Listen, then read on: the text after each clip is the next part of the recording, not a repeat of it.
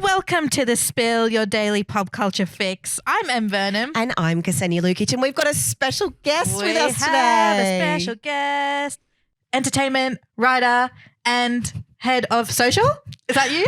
Pop culture and social editor. We almost got there. We almost did. Hi, I'm Tina Burke. Tina Burke is in the house because on the show today, we're doing Weekend Watch a bit differently because my Weekend Watch was suddenly interrupted by a very scandalous article that went live on Mamma Mia. So my Weekend Watch is going to involve a bit of a throwdown with Tina Burke. I'm going to be mediating because I haven't seen the particular movie that you're talking about. But before we get into it, we are going to go into a full Jurassic World rundown between the two of you. Yeah. But before we do that, I do just want to kind of give a PSA to everybody about too much. What's too much? We're all too much. Oh, okay. So Too Much is the new Netflix series by Lena Dunham. Jess, something has shifted with you. Jess? Hi, how are you? Girl, are you good? Go to London. Seriously? You love London. You saw Spice World 9 times in the theater. I could do it. I could go and find my English dream. You know, estate grounds, verdant gardens. Good luck with that, love. Oh my God, I'm in hell. You're the singing guy. I'm Felix, by the way. You've got like an American accent, right? Let me guess, you like one of those Love Actually girls. You think you're so special. I get that it's hard for you, but like it's hard for fucking everyone, okay? I wanted to be in bed with like Hugh Grant from the British Jones Diaries. Did you say British Jones? Yeah, there's 4 of them. Yeah, it's not called British Jones. She's British! I choose chaos. Oh my God! Yes, I'm very, very excited about this. Okay, so there's been a lot of chat about this. It's going to air on the 10th of July on Netflix.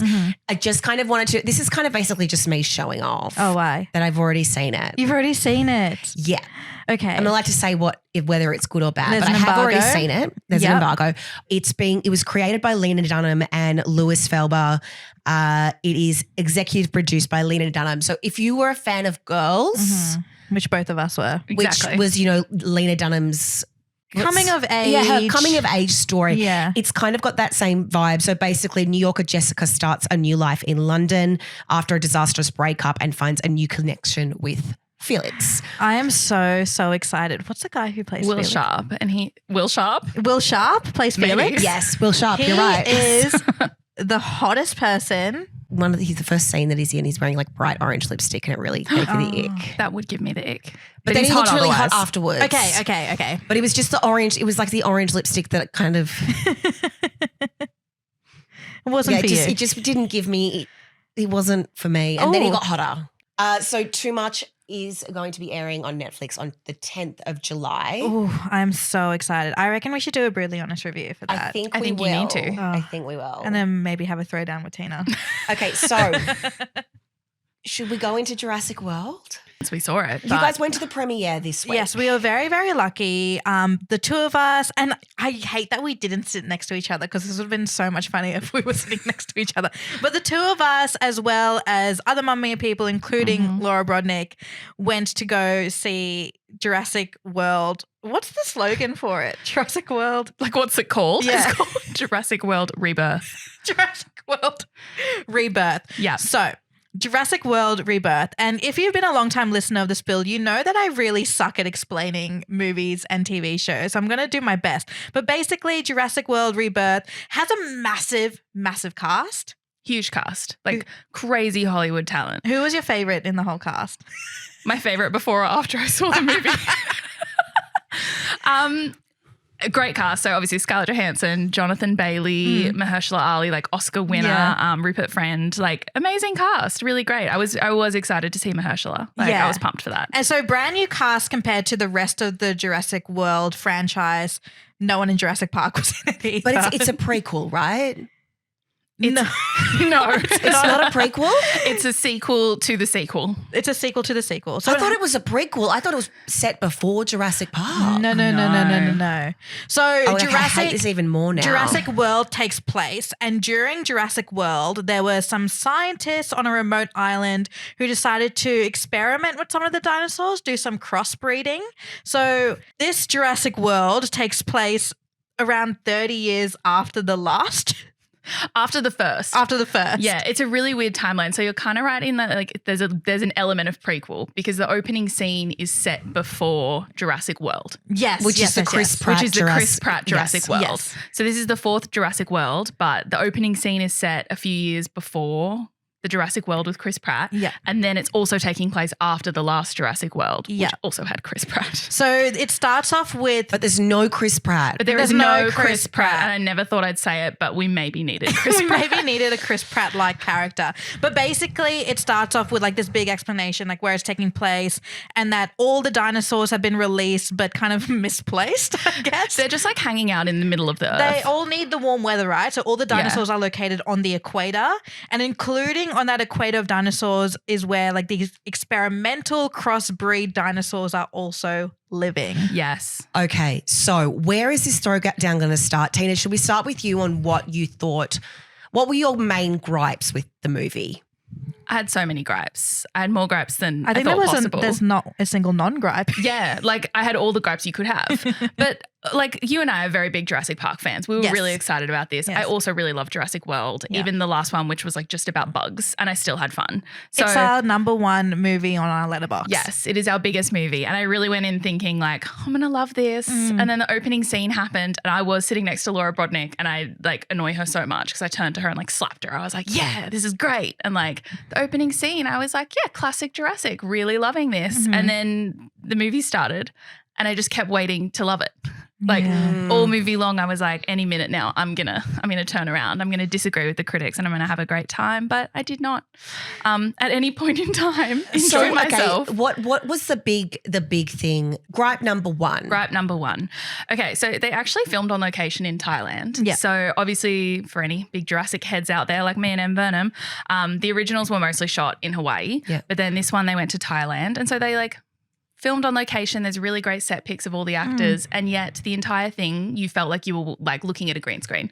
Like this was like a Hollywood backlot is how I felt the whole time. And I think that was a bit of a combination of like maybe the CGI and the special effects and the color grading. Like something about every scene did not look real to me. I think because I actually really liked the film as a whole. It was not my favorite Jurassic Park / Jurassic World film out of all of them. It was probably my least favorite, but I still liked it because like all the films are like up there for me, and this one was like mid for me. Okay. So I still liked it amongst other things I have watched. That's Still why it worth is the watch. That's This is why it it's is a my weekend watch, because it is my recommendation. But because Tina had such a visceral reaction to the entire film, I was like, I have to include your point of view because I don't want to tell everyone, go watch this film, you'll love it. But I think it's more go watch this film and let me know whose side you're on. Yeah, see whose side you're on. Yeah. Because I thought I would love it, and I've never hated something so much. And normally I would still find the good in a project and be like, go see it, make up your own minds. I haven't seen the film yet, but I did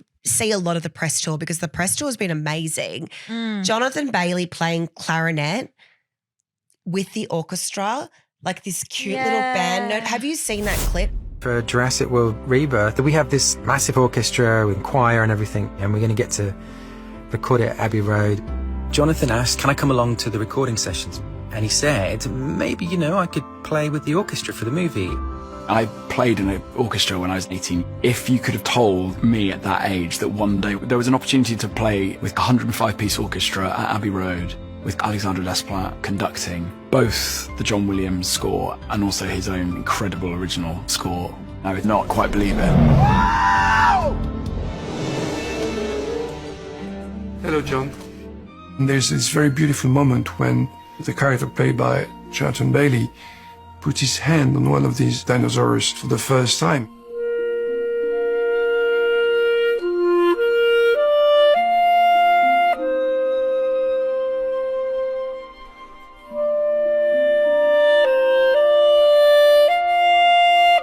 And he did great. Everybody was smiling and happy and cheering.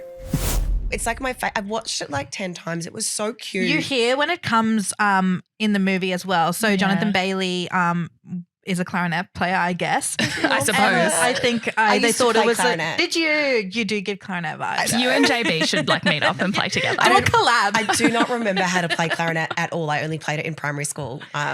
But yes, I did play clarinet. So when he was doing it in the actual full like orchestra, I was in a band, like band practice with cummerbunds and stuff. And I have a feeling he would have, because the music is John Williams, so I have a feeling that it would have been one of those, like the way he was playing it on that like little social clip of him playing clarinet, you could tell that it was hitting something deep. Like, I'm like, this is a theme like music that you would have played in school. So he very much knew what he was doing, and he played that piece for his own theme in the movie.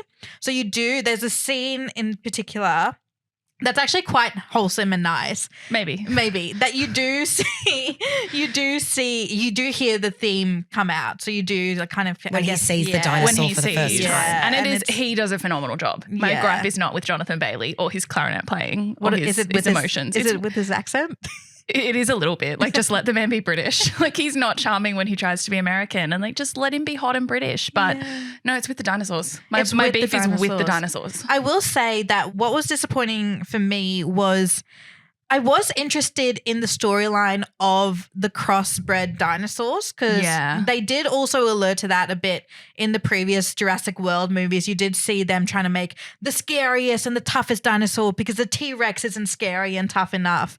But with this one, it was like all the dinosaurs were a bit off. And I think because they had to lean so hard into the CGI of that, because you first have to make CGI dinosaurs, but then you have to make CGI crossbred dinosaurs, that the whole thing just looks CGI.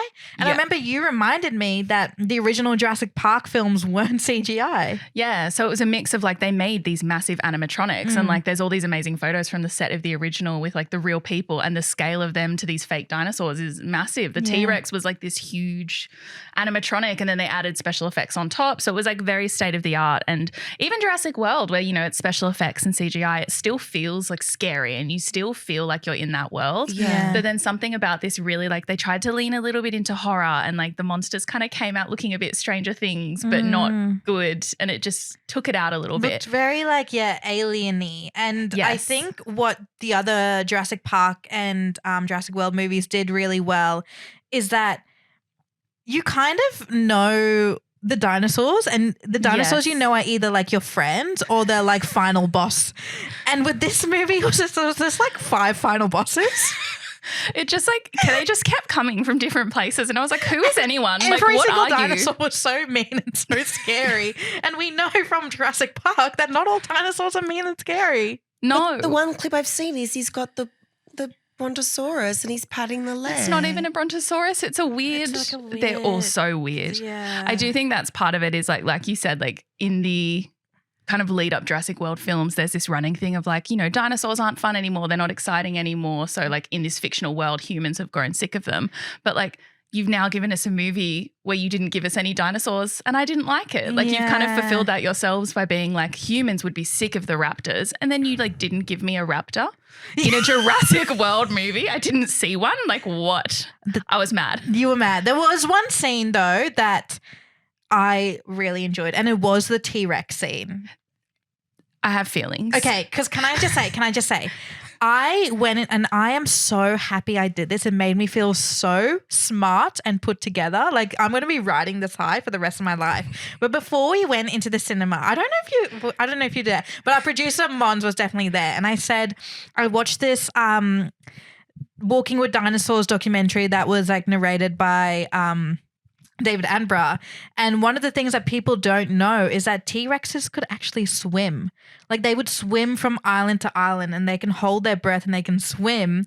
And I was like, it would have been cool if like we had a Jurassic Park movie where we saw that And we saw that. And we did see that. And they give away a lot in the trailer. So we're not doing spoilies here. Yeah, no spoilers. But like incredible scene. That was probably the best scene in the film. Oh, so good. But I think it was a good example of where they tried to like go horror at times and then like suddenly they were doing a family friendly film. Yeah. Like I was never actually worried anyone was going to get chomped up. I think I was they never were- really yeah. thinking like who's going to die. You knew who was going to die. You knew how they were going to die and you were not surprised ever. Yeah. All like, yeah, you could guess right from the beginning of the film, there's about like 10 characters. You know exactly which ones are going to be gone. Yeah. Okay, so in terms of a weekend watch, this is very different for us, but it is something that it's almost like one of those movies that you have to go see for yourself. You still should go see this movie in the cinema, So right? you didn't get, I thought it was the scariest one out of all of them. Like it's not like creepy scary, like the stalkerish behavior we saw with the other Jurassic Parks. It's very like jump scare scary, which is my worst type of scary. So if you have like, because I feel like exactly what you said, I'm not sure who they were trying to market this film to, whether it's for like families with like young kids or whether it's for diehard Jurassic Park fans, not Tina, clearly. Not me. But I found it quite scary. And I was telling all the girls at Mamma Mia that if you have kids, like I did find it scary. I don't think a child should see this film. No, not at all. But then they also like went really childish in some parts. So it's very strange. Yeah, it's very, maybe there could be like a different cut. Maybe we should make a cut. Maybe we should make a cut. I would love to see I want the raw footage. The raw footage. I want to see what I could have made myself because like they spent $180 million on this thing and I just feel like they like rushed and produced out something that didn't make the most sense. What's like one thing that you feel like they could have done to make it better?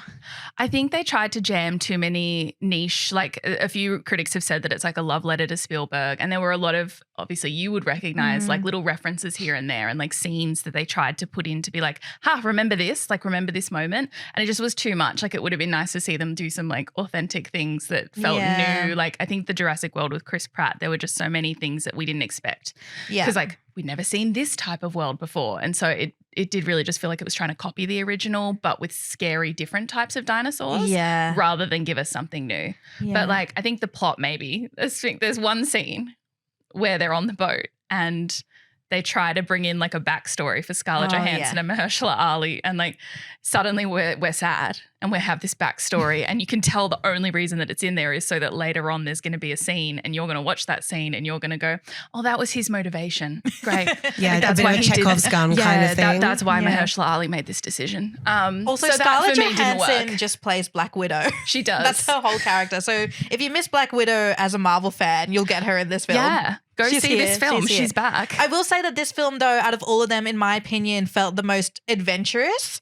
Like they were on a big adventure where all the other films took place either in the park or at like a manor. I'm pretty sure one of them took Yeah, place. it takes place in a mansion. It's so good. They stick to one location, but this one just like a lot of traveling. Like you get ocean dinosaurs, you get land dinosaurs, you get sky dinosaurs. Okay, I like that because you're right. It's everything's usually contained in like a lab, to an in island. like, but this one it's like they're going everywhere. They're That's going around the kinda world. cool. Yeah. There is an adventure. The New York part was fun. Yeah. I had a good time in the first 15 minutes of the Tina movie. took an adventure ride at that cinema.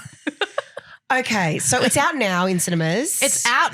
Yes. Yes. It's out now in cinemas. I want everyone to watch it and let us know who you agree with. I feel like we ended up having the same opinion. We had a similar vibe. Like the thing is, I wanted to love this movie so bad, and I actually want people to go see it so they can make another one and they can earn back their budget. Like, and I think that's also the pitfall of the franchise, right? As if like if this was a standalone movie, I think it would have been like great.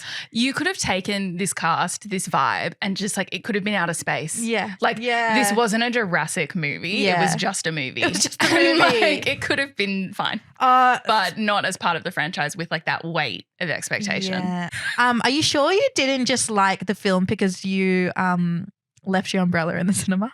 That's played a part because like I was so flabbergasted and so upset. Walked out without any of her out things. into like the Sydney storms, by the way. This is the day where like it was like flooding and like crazy winds. So like this movie like stole my time and my life, but like also my umbrella. There's nothing worse than losing a good umbrella. It's so upsetting. It's just so Trip to upsetting Bunnings time. in order. Oh my God, Yeah. Spillers, give it a watch. Let us know what you think. You can DM us on the Spill podcast. Let us know whose side you're on. I feel like everyone's going to be on Tina's side because I'm scared no one will be. People at work loved it. One of the girls said it was the best movie she's seen all year. she did say that. I actually didn't speak to her for the rest of the day. I was like, I can't. Sorry. Too much.